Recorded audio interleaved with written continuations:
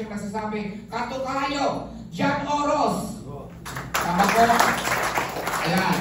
At nandito rin po ang ating, nandito yung ating City Councilor, Sir John Oros. Our City Councilor also, Sir Aldrin Ocar.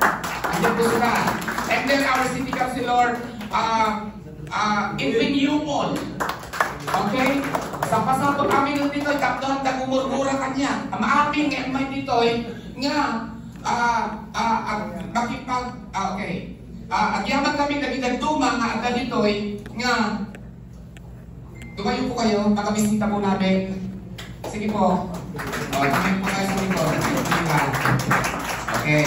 Salamat po sa inyo po pagbisita sa aming fellowship ng City of San Fernando Pastors Fellowship. Salamat sa inyong presensya. Salamat sa inyong oras ngayon na nakita nyo po kung ano po ang ginagawa ng Diyos sa buhay po namin.